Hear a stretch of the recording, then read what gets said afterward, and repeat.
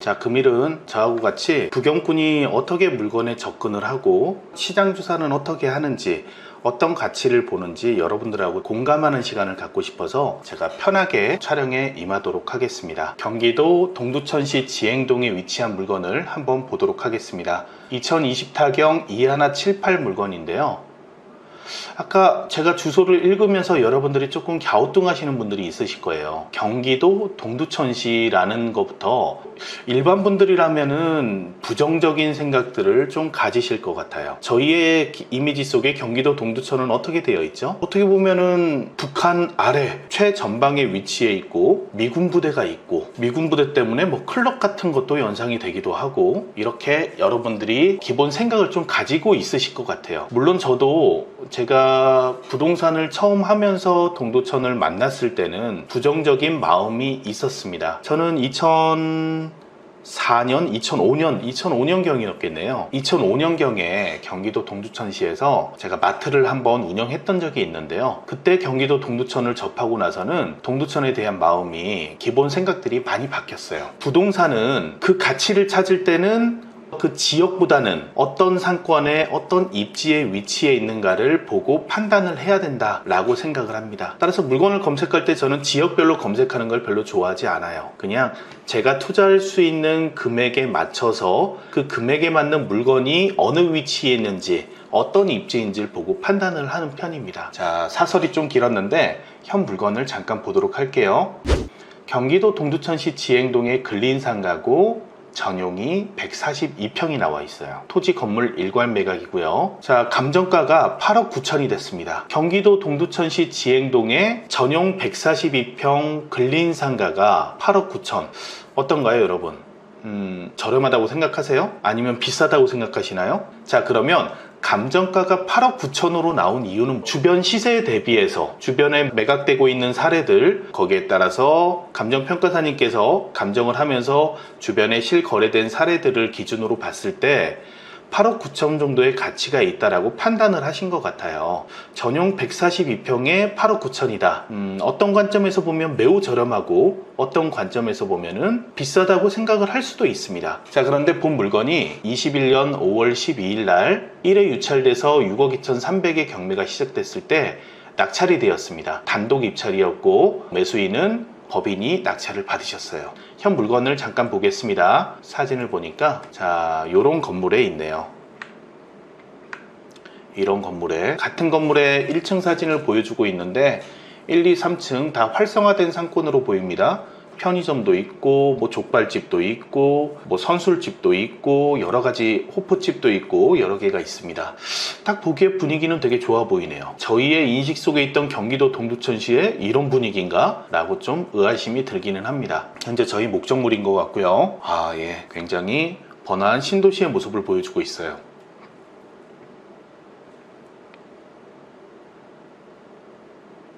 자, 이런 곳에 룸사롱으로, 그리고 노래타운으로 사용하고 있던 그런 목적물이 나왔고요. 자, 이런 물건이었습니다. 자, 그러면 저희가 경기도 동두천시에 대해서 접근을 할 때 이 물건이 과연 가치가 있는 물건이었는지에 대해서 봐야 되기 때문에 조금 전체적인 판을 한번 읽을 필요가 있습니다. 경기도 동두천 위치가 어딘지 모르는 분들도 있을 텐데요. 대략적으로 이제 머릿속에 상상은 되시겠죠. 자, 여기가 서울입니다. 자, 이쪽이 서울이고요. 서울 위쪽에는 도봉구 위쪽에 의정부시가 있죠. 자, 이게 의정부시고, 의정부시 위에는 양주시, 양주시 위에 동두천시, 동두천시 위에는 연천, 정곡, 이렇게 위치를 하고 있습니다. 이쪽은 휴전선이 되겠죠. 휴전선이 있어서 이쪽은 북한이에요. 자, 북으로 올라가면서 서울의 북쪽에 위치해 있기 때문에 아무래도 남쪽보다는 북쪽이 저렴하게 평가되고 있고, 좀 소외됐다 그래야 될까요? 북한하고 가깝기 때문에 잠재적 위험성이 있다고 생각돼서 예전부터 개발이 많이 더뎠죠. 더딘 곳이에요. 저희가 지금 보고 있는 곳은 동두천시입니다. 자, 동두천시인데 여러분들 생각과 다르게 동두천에는 신도시가 들어와 있습니다. 2000년대 초반이었죠. 2000년 초반에 동두천 신도시가 조성이 됐고, 현재 보여드리는 모습이 동두천시의 모습인데요. 지적 편집도를 누르면은 서울에서 올라오는 도로 쪽을 따라서 동두천이 동두천이 구성이 되어 있는데, 위쪽으로 동두천 중앙역과 보산역 사이에 이쪽에 뭐 예전에 우리가 부르던 양키시장 이런 것들이 위치해 있고 미군 부대가 소재하고 있어서 이런 쪽으로 많이 활성화가 되었었죠. 동두천 중앙역 쪽에는 제일시장이라 그래서 동두천에 유명한 재래시장이 있고 이렇게 형성되어 있는 곳. 자, 지적 편집도를 제가 눌렀는데 토지의 용도가 어떤 것들인지 알고 싶어서 누른 거예요. 자, 토지의 용도로 보니까 노란색으로 된 3종 일반 주거지역이나 뭐 1종 일반 주거지역, 2종 일반 주거지역, 녹색은 자연녹지 지역이 녹색으로 표시되어 있고요. 붉은색은 바로 상업지역이에요. 자, 그러면 동두천 판을 봤을 때 모르는 지역이니까 전체적 판을 봤을 때 동두천의 중심은 어딘가요? 상업지역이 크게 위치한 지역이 되겠죠. 이쪽으로 모든 상권이 몰려야겠죠. 그렇죠? 여기 상권은 상업지역은 작으니까 이쪽에 당연히 밀릴 수밖에 없겠죠 라고 생각하는 게 일반적입니다. 이 정도까지만 분석하셔도 훌륭하지만 우리가 좀 더 세밀하게 알고자 할 때는 지역의 특성을 좀 아실 필요가 있어요. 조금 더 확대를 해보도록 하겠습니다. 자, 여기가 구도심이었고요. 이쪽에 형성된 게 신도시입니다. 동두천 신도시가 이쪽 터미널을 중심으로 해서 지행역과 고속터미널을 사이로 해서 이렇게 형성이 되어 있는데요. 자, 여러분들 상식적으로 생각을 해볼게요. 오래된 도시가 있고 그 옆에 신도시가 생겼어요. 그러면 사람들은 어디로 이동을 하고 싶어 하죠? 구도심은 상업지역이라 치더라도 낮은 건물에 오래된 시설들이 있는 반면에 신도시에는 높은 건물과 새로운 아이템들이 들어와서 접목됐기 때문에 술을 먹고 친구들 만나기에 아주 적합하다 이렇게 생각이 들 수밖에 없겠죠. 따라서 상업지역의 토지 용도는 넓지만 모든 상권은 아래로 신도시로 몰리고 있다는 거예요. 자, 구도심을 제가 한번 보여드려 볼게요. 여러분들 어떤 느낌일지 한번 볼게요. 거리뷰로 구도심을 한번 중심이라고 생각되는 부분을 한번 찍어 보겠습니다. 자, 이게 바로 상업지역의 모습이에요. 동두천 구도심의 상업지역이 이렇게 봐서 누가 상업지역으로 인정을 하나요? 지금 현재 예전에 오래된 상권에 넓게 조성된 상업지역이기 때문에 지하철역 앞에 있는데도 불구하고 높은 건물로 이루어진 게 아니라 낮은 건물들로 아직도 빈 땅들이 이렇게 있습니다. 활성화되지 못했다는 거죠. 미성숙된 상권의 상업지역이라는 거예요. 자, 그리고 두 번째로 신도시에 있는 상업지역을 한번 보겠습니다. 예. 건물이 높죠? 자, 높은 건물들로 둘러싸여 있고요. 그리고 1층에 보더라도 역전 할머니 맥주, 핫한 브랜드죠. 그래서 상권이 좋은 곳이 아니면 출점을 안 하는데 여기 1층에 입점을 해 있네요. 곱창집도 있고 고깃집도 있고 2층, 3층 보더라도 마사지도 있고 여러 가지가 있습니다. 좋네요. 이런 식으로 해서 조성이 되어 있어요. 자, 진짜 상업지역 같은 모습을 보여주고 있죠. 이렇게 활성화가 되어 있습니다. 자, 두 개 상권을 잠깐 보여드렸는데 여러분들 어떻게 생각하십니까? 동두천 구도심과 동두천 신도시에 여러분들이라면 어떤 상업시설을 이용하시게 될 것 같으세요? 당연히 이쪽을 이용할 수밖에 없다는 거예요. 그리고 이런 상권을 보시면서 또 특장점으로 보셔야 될 거는 이렇게 지방에 있는 거점 도시들은 일반 서울에 있는 상권 분석하고는 좀 다르게 하셔야 됩니다. 자, 예를 들어서 서울 쪽을 잠깐 볼까요? 이런 요즘 판교 쪽인데 판교 쪽을 잠깐 보도록 할게요. 자, 상업시설들이 상업지역이 이쪽에도 있고 이쪽에도 있고, 자, 반경으로 따졌을 때는 반경 1km가 가지도 못해서 또 다른 중심상업지역을 또 만나게 되는 거예요. 또 이쪽에서도 반경 1km 그리면 또 다른 상업지역들을 계속 만나게 됩니다. 바로 인구 밀집도가 높고 그리고 그만큼 수요가 있기 때문에 상업지역이 이렇게 활성화돼서 있다라고 보여지는 거죠. 자, 그래서 이쪽의 상업지역의 시장조사하는 방법과 아까 동두천으로 다시 올라가 볼게요. 위쪽의 상업지역에서는 동두천 신도시로 몰린다고 했는데 구도심의 사람들이 신도시로 오는 거는 당연한 거고, 지역을 한번 보겠습니다. 아까 반경 1km였는데 신도시 상권에서 반경 1km를 그려볼게요. 요만한 지역에 상업지역은 요거밖에 없어요. 그리고 그보다 더 그 다음에 상업지역을 제대로 된 걸 만나려면 양주 신도시가 있는 부분까지, 즉 반경 6km까지가 다 유입이 되는 상권이다, 이렇게 보셔도 무방하겠습니다. 특히나 제가 현재 반경으로 원으로 그렸지만 양주 신도시의 상업지역도 이렇게 원으로 그렸을 때 중복되는 구역이 있을 거고, 여기 중복되는 분들은 양주로 갈 수도 있고 동두천으로 갈 수도 있겠지만 위쪽의 분들을 생각을 해볼게요. 동두천 위쪽은 자, 위쪽에 연천이나 전곡을 만나기 전까지는 아무것도 없어요. 자, 이쪽에 주거지역으로 현재 표시되지 않았다 그래서 이 지역에 사람들이 살고 있지 않을까요? 수많은 분들이 이곳에서 거주를 하고 있고, 이분들은 상업시설을 이용하기 위해서 주말에 기분을 내고 가족들하고 외식을 하기 위해서 아니면은 친구들과 만나서 술 한잔 하기 위해서는 이쪽으로 유입이 될 수밖에 없다는 겁니다.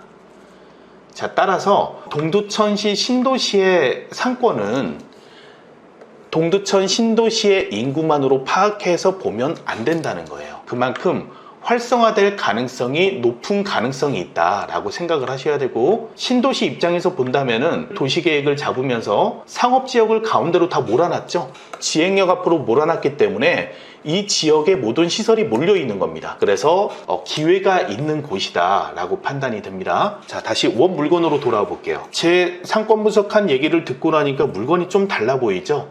경기도 동두천시라고 생각하고 있던, 우리가 막연하게 갖고 있던 부정적인 생각들이 제 설명으로 어느 정도 이해가 되셨을 거라고 생각해요. 자, 그러면 이렇게 활성화된 신도시에 142평이 8억 9천이 저렴하냐 비싸냐는 바로 그 부동산 가치를 어떻게 만들어낼 수 있느냐 없느냐의 차이라는 거예요.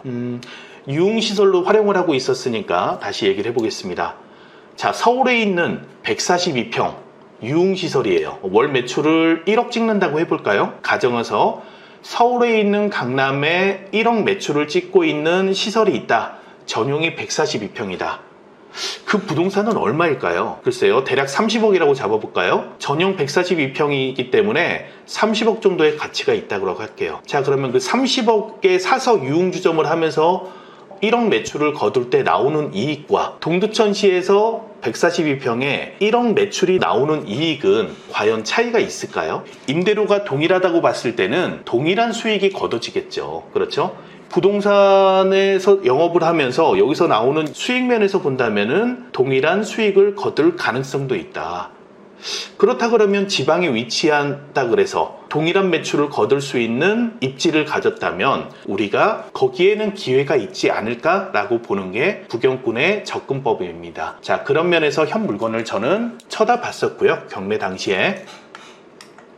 자, 그래서 보다 보니까 이런 조사법으로 현 물건에 대해서 긍정적 방법으로 조사를 하다 보니까 당연히 다른 시세는 어떠한지 이런 부분들을 쳐다보게 되겠죠. 매우 활성화된 곳이라고 제가 아까 얘기 드렸고, 경매 물건은 이쪽 코너에 위치해 있습니다. 자, 코너에 위치해 있어서 조금 더 확대를 해볼게요. 자, 코너에 위치한 전체 층을 쓰는 곳이 경매에 나왔고요. 이 물건이 싼지 비싼지 알아보기 위해서 주변 시장조사로 발품을 팔다 보니까 특이하게 알게 된 게 있었어요. 이게 중심 상업지역이기도 하지만 위락시설이 엄청나게 주변이 발달되어 있습니다. 유흥시설들이 많이 발달을 했는데 그 이유는 아까 제가 외부에서 유입된다는 인원들이 있죠. 동두천 시안에서만 와서 놀고 먹고 즐기는 게 아니라 외부, 특히나 전방 쪽에 있는 군인분들, 그리고 이와 관련된 연관 업종에 계시던 분들이 이쪽에 모여서 자주 회식을 하고 술을 드시는 걸 알게 됐어요. 유흥시설이 흥할 수 있는 곳이 동두천시였다. 그런 시설들이 밀집되어 있더라. 그래서 그러면 이 부분에 대해서 위락시설의 가치는 어떠한지, 그리고 일반 근생 상가로서의 가치는 어떠한지 조사를 하다 보니까 위락시설이 요즘 가장 타격이 심하죠. 유흥시설과 사우나가 가장 타격이 심해서 전체 위락시설에 대한 상권이 붕괴되어 있는 상태였어요. 따라서 현재 집합금지 때문에 영업을 못하고 있습니다. 그럼 우리가 이런 물건을 어떻게 접근을 해야 될까요? 여러분들 부동산에 좀 관심 있는 분들이면은 부동산 투자에 가장 큰 기회가 왔던 그 시기를 잊지 않으실 것 같은데, 자, 바로 IMF 시대였어요. IMF 시대 때 부동산이 폭락하면서 저렴한 물건들, 대출 금리가 올라가고 부동산이 폭락하면서 저렴한 물건들이 엄청 많이 나왔죠. 그때 부동산을 현금으로 매입하신 분들은 큰 기회로 돈을 많이 버셨어요. 그리고 수많은 분들이 본인들도 그때 IMF 때 물건을 샀어야 되는데 라고 안타까워 하시는 분들이 있어요. 자, 그때하고 견주어서 생각해 본다면은 현재 유흥시설과 사우나 이렇게 코로나로 인해 직격탄을 받은 업종들은 현재 저희가 어떻게 보면 그런 기회의 시기일 수도 있다는 거죠. 본 물건도 위락시설이었고 유흥시설이라서 물건이 나오긴 했지만 주변에도 많이 망가진 물건들이 있더라. 그래서 저는 이 물건을 접근할 당시에 경매로 얼마를 써야 될 때 집중한 게 아니라 과연 이 가치보다 더 좋은 물건을 작업할 수 있는 물건은 없을까라고 고민을 하게 됐고, 그래서 본 경매 물건보다 좋은 물건을 선정을 했고 일반 매매로 매입을 하게 됐습니다. 자, 그 물건은 경매 물건 오른쪽에 위치한 건물에 그 기회가 있었습니다. 자, 여기가 중심 상업지역이고 아까 보셨을 때 각종 위락시설들이 위치해 있어서 굉장히 활성화된 지역이라는 눈으로 보셨을 거고, 현재 건물에서 오른쪽에 자동차 모양이 보이시나요? 자, 이 건물이었고요. 자, 자동차가 이렇게 많이 서 있죠? 공용주차장이죠. 공용주차장을 끼고 있는 이 건물, 즉 다시 얘기해서 옆에 건물보다 가시성이 훨씬 더 좋은 건물을 취득을 하게 됐습니다. 가시성은 여기서 왜 중요하느냐, 본 건물이 5층에 물건이 나왔기 때문에 위를 쳐다보면서 물건을 찾아야 되는 거죠. 한번 보여드릴까요? 로드뷰에서 저희 물건을 보려면 이렇게 하늘을 쳐다봐야 본 목적물이 보인다는 겁니다. 자, 그런데 제가 입지적으로 더 훌륭하다고 생각하는 이유는요, 이렇게 가시다 보면 이 건물의 5층인데요 이렇게 5층을 봐도 좋기는 하지만 멀리 공용주차장이 있죠. 자, 공용주차장에서 멀리서 이렇게 쳐다보더라도 이쪽이 다 조망이 된다는 겁니다. 자, 그래서 저는 큰 기회라고 생각을 한 거예요. 자, 그러면 본 물건의 현장 느낌은 다를 수 있으니까 이렇게 가게들만 많은 건지 과연 유동인구가 많은 건지 현장을 가서 확인해 보시고 본 물건을 어떻게 풀어나갈지 여러분들께 그런 모습들을 보여드리는 시간을 갖도록 하겠습니다. 경매로 물건이 나왔지만 경매에 함몰되지 마시고 새로운 방법으로 저평가된 물건을 발굴하는 그런 노력을 하셔야 된다가 첫 번째였고, 두 번째, 경기도 동두천시 여러분들 이미지 속에 긍정적인 이미지가 아닌 지역이더라도 이렇게 새로운 기회들이 있기 때문에 여러분들이 그 가치를 산정하는 데 대해서 어떻게 생각해야 되는지 접근법을 달리 하셨으면 좋겠다. 자, 그리고 세 번째, 서울에 있는 1억 매출을 올릴 수 있는 것과 동두천시에 1억 매출 수 있는 곳의 부동산의 가치는 서울과 동두천이 같다라고 이야기하는 건 아닙니다. 하지만 상가의 특성상 근린상가는 수익이 목적이기 때문에 수익형의 기준으로 봤을 때 장사의 이익금이 동일하다면 어느 정도의 가치를 인정해 줘야 되지 않냐는 게 제 판단입니다. 저렴하게 사서 저렴한 월세에 똑같은 매출에 똑같은 이익을 거둔다면 당연히 가치가 더 높아져야 된다고 저는 판단을 하고 있는 겁니다. 이런 부분들로서 여러분들이 부동산에 접근하길 바라면서 현장으로 이동해서 현장 영상을 좀 보여드리도록 하겠습니다.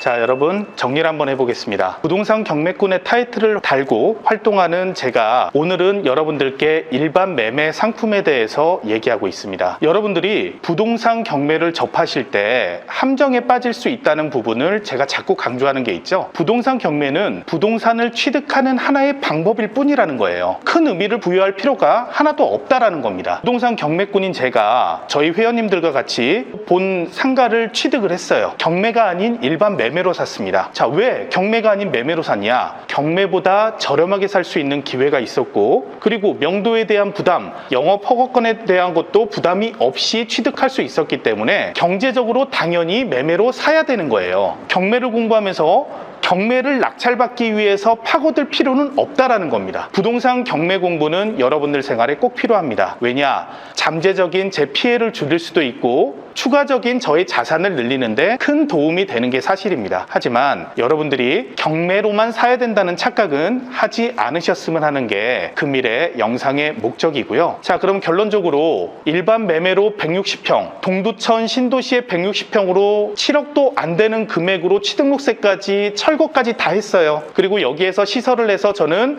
예상하는 순이익이 여러분들이 상상하시는 금액보다 훨씬 높은 금액을 예상을 하고 있는데요. 자, 제 영상 중에서 용인에 차렸던 노래타운 영상을 한번 보시면은 제가 어느 정도 영업이익을 예상하는지 여러분들이 예상하실 수 있을 겁니다. 자, 그러면 7억도 안 되는 돈에 명도까지 끝내고 철거까지 완비된 본 건물을 사서 시설을 해서 제가 원하는 사업을 했을 때, 검증된 사업이죠. 자, 검증된 사업을 했을 때 본 상가의 가치는 어떻게 될까요? 제가 매입했던 7억일까요? 아니라는 겁니다. 자, 여러분들이 상가의 부동산 가치를 높이는 거에 대해서 다시 한번 고민을 하셔야 된다. 저는 항상 강조를 드리고 싶고요. 이 영상은 앞으로 어떻게 바뀔지 여러분들이 한번 기대해 주시고 여러분들께 짠 하고 보여드리겠습니다. 얼마나 멋지게 바뀌었는지, 운영이 얼마나 잘 되는지, 제가 원하는 모습을 보였을 때 부동산의 가치가 얼마나 상승이 될 수 있는지, 본 공간이